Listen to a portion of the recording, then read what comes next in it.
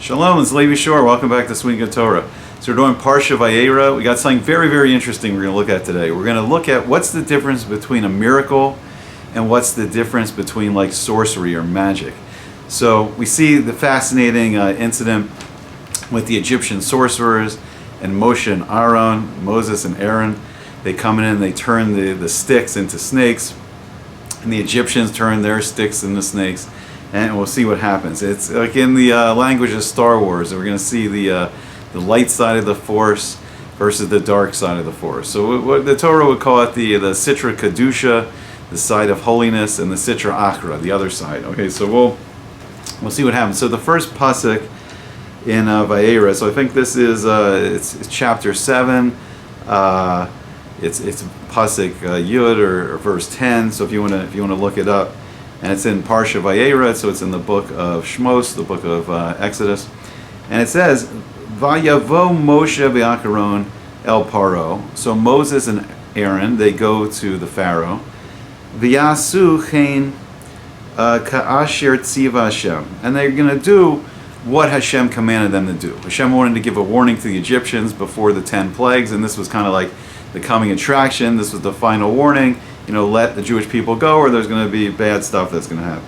So, Vayash lech Acharon es matehu, and then Aaron, he throws his staff, lifnei paro, in front of the Pharaoh, and the lifnei avadav, and in front of the servants of the Paro, the whole Egyptian court, the royal court.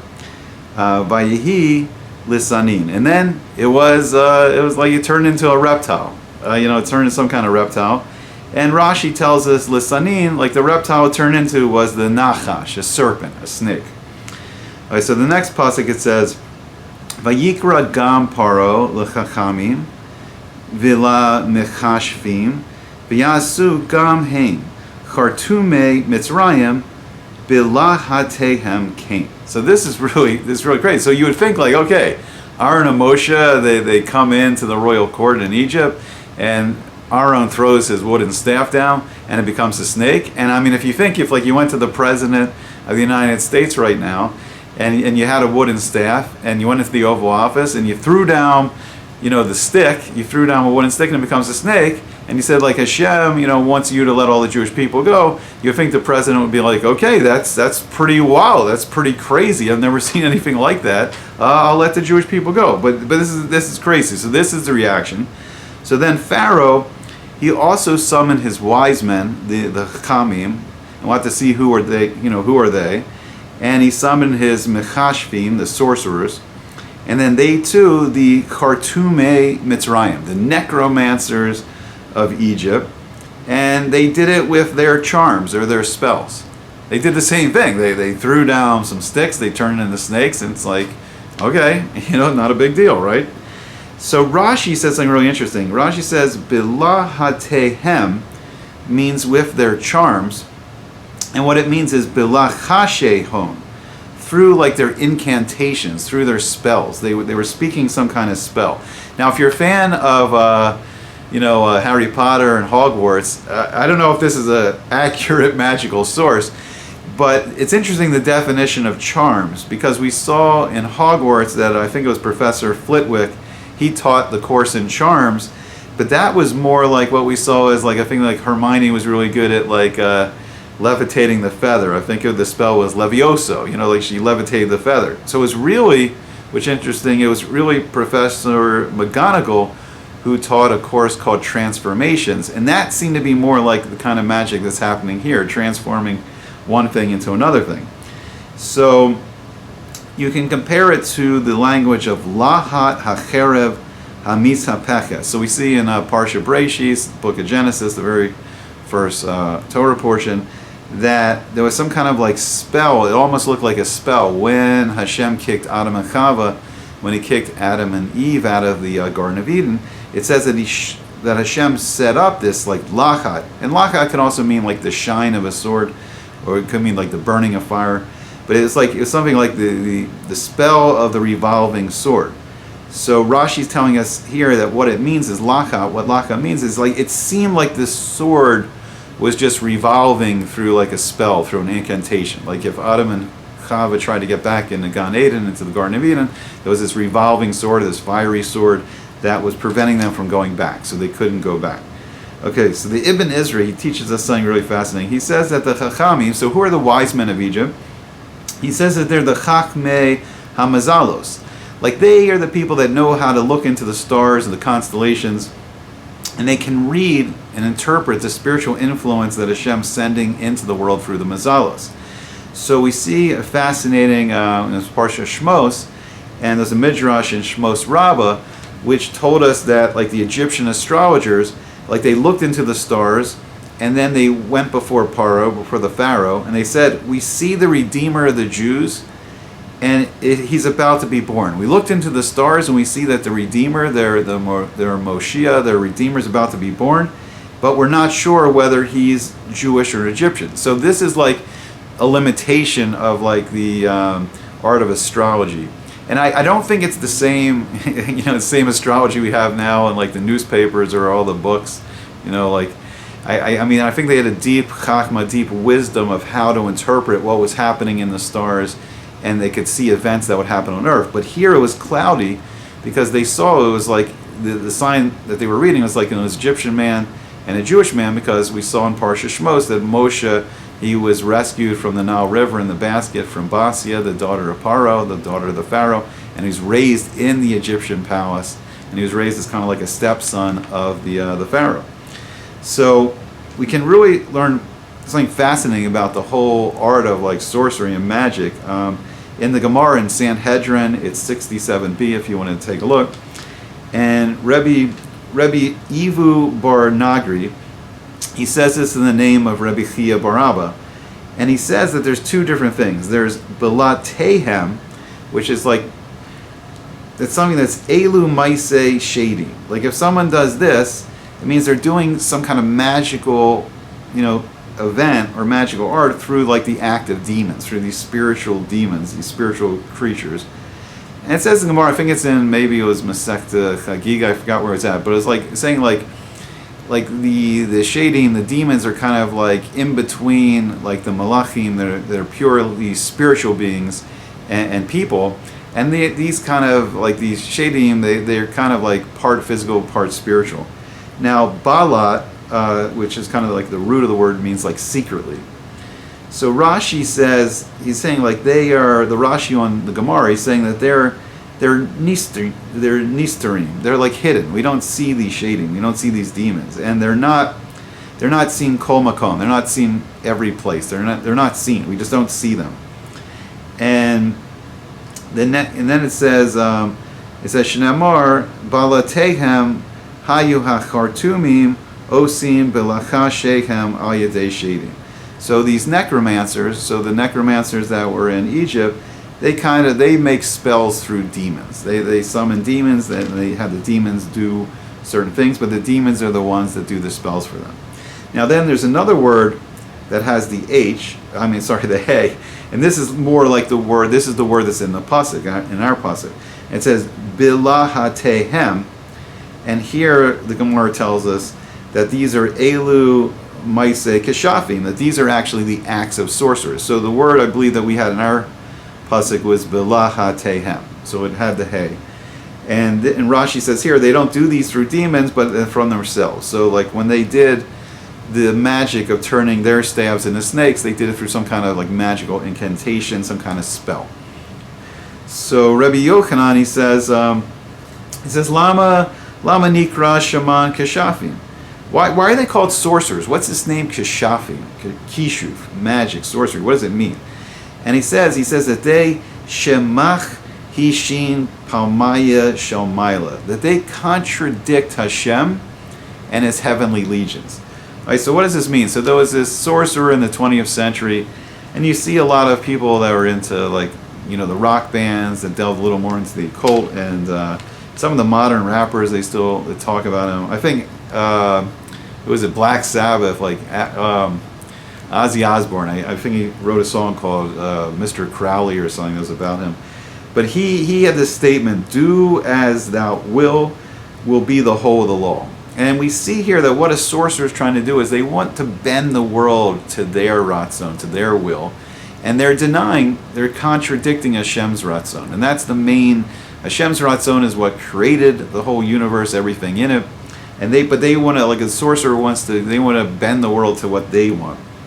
So really we see that the Maisa Breshis, the universe, it used the Torah. Hashem created the Torah first. I believe it also says in Masechta Chagiga that Hashem created the Torah, I think it was 26 generations before he even said the word Bereshis, before he started the creation.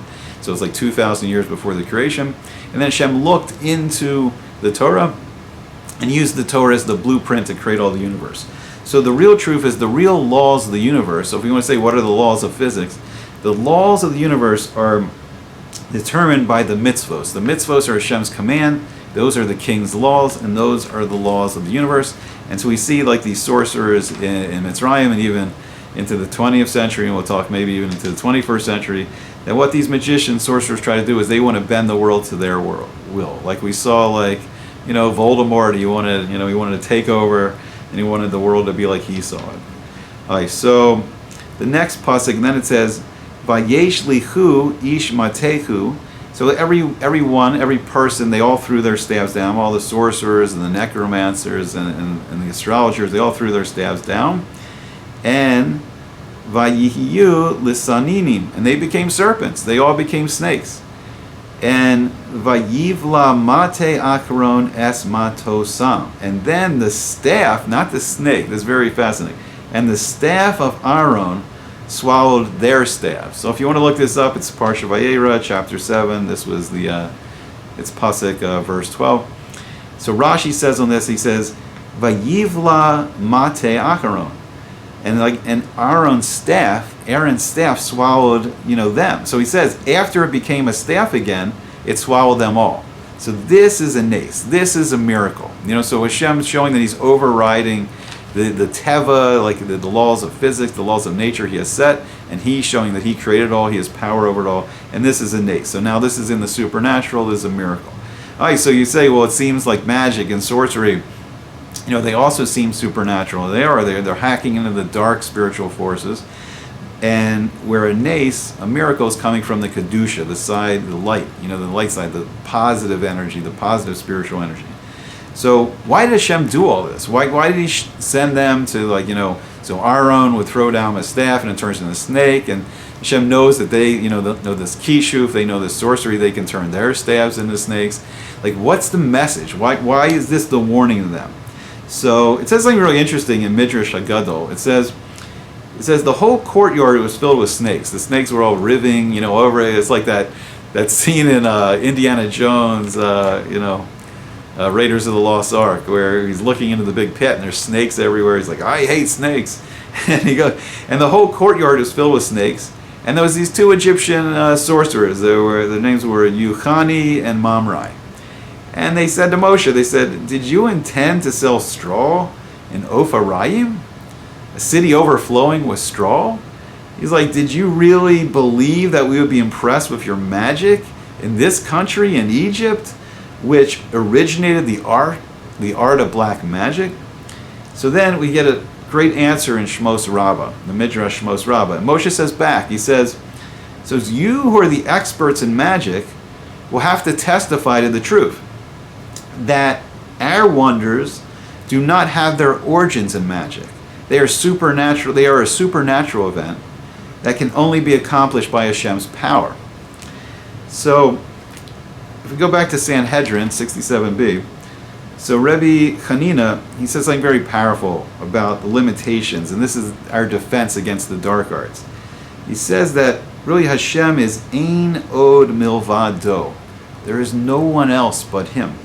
Hashem is the only one. He's the infinite being that's created everything. He gives life to everything. He's constantly running the world, running the universe. There's no other power. He's created all the other powers. So the light side of the force, the dark side of the force, the malachim, the angels, the shadim, the demons, the tapping into these dark forces of Tumah, the dark spiritual energy, and the nisim, and the kedusha and tahara, we can tap into the positive spiritual forces. We can tap into when we do mitzvos. That connects us to the infinite being. But there's only one. There's only one. It's Shema Yisrael. Listen, Israel. Listen, Jewish people. Hashem Echad. Hashem is one. No, Hashem Elokeinu, Hashem's our God, and Hashem Echad. There's no other God. It's Hashem Hu Elokim. Hashem is Elokim. All aspects of God, the compassionate, merciful aspects of God, the din, the judgment aspects of God, they're all coming from one infinite being, and He is one. Ein od milvado. There's nothing else, and that shows the power over the power of these dark forces.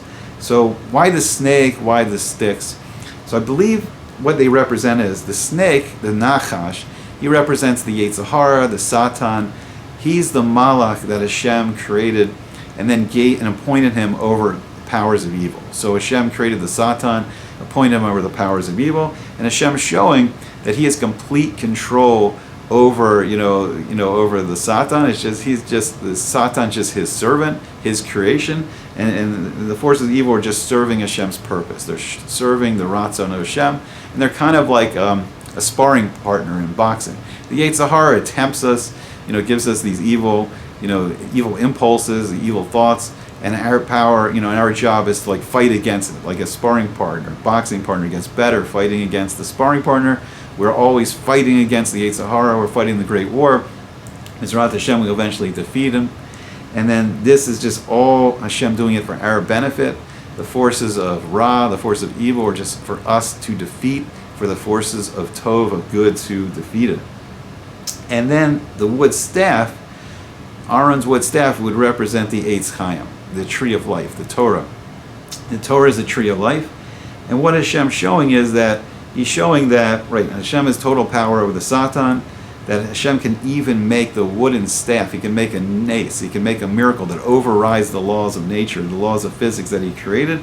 And the staff itself, the snake can turn back into a staff and then eat the other snakes, or they turn back into sticks. And we see something completely beyond the sorcerer's power, a stick eating other sticks.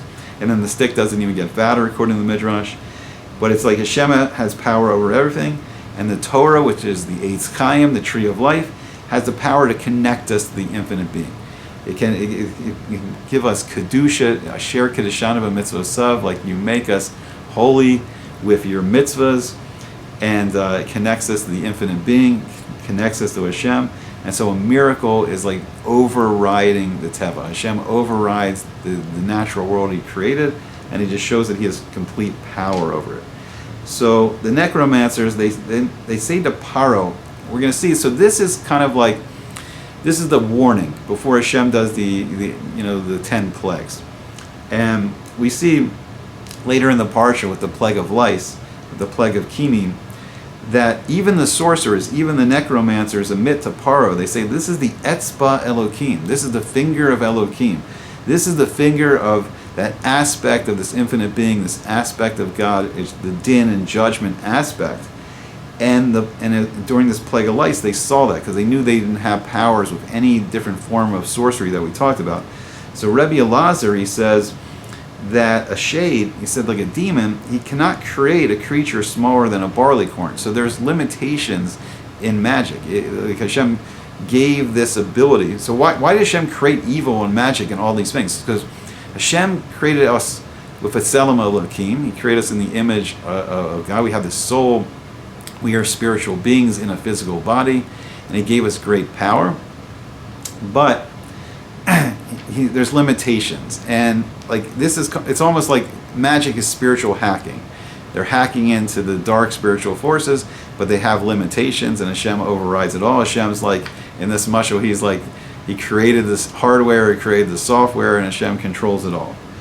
And there's limitations to magic, and He gave, what He really wanted to do is this whole demonstration of the snake and the sticks. It was a warning to the Egyptians, and Hashem, gave them a chance to do teshuvah, gave them a chance to return to Hashem, and to let the Jewish people go and to fulfill Hashem's ratzon, to do Hashem's will in the world. But it says then the famous pasuk, like Paro's heart was heavy, it was hardened, and so Hashem, so Hashem shows that He has power over the forces of magic, and He has power over even the angel He put over the forces of evil. So it's interesting because who's the wise men in our days? Like if the president had to call in his wise men, I don't know if he has necromancers or sorcerers like hanging around. But the wise men he would probably call in our days would be the scientists. And there's something fascinating about the power, this chachma, this wisdom of science that Hashem opened man's eyes to, that while magic was limited to things that were very, very small, they couldn't affect anything smaller than a barleycorn.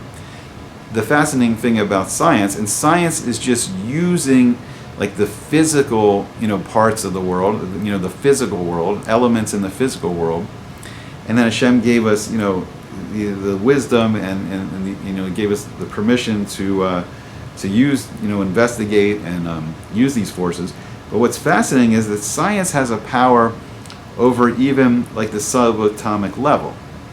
We saw during in the 20th century, during the beginning of the atomic age, that the scientists, first like Ernest Rutherford, that found the nucleus, and then many other scientists, and then Albert Einstein's famous, special relativity that led to the, discovery of that E equals mc squared, that energy equals mass times the speed of light squared, and that they had power even over the subatomic. Like they could split the nucleus and create a nuclear fission reaction and release these like terrifying amounts of energy in the bomb, the atom bombs that were dropped on Hiroshima and Nagasaki, and then just leading into this nuclear age and the age we're in. And we see the amazing like technological discoveries and like the global positioning satellites and the International Space Station and just cell phones, computers, just the internet, just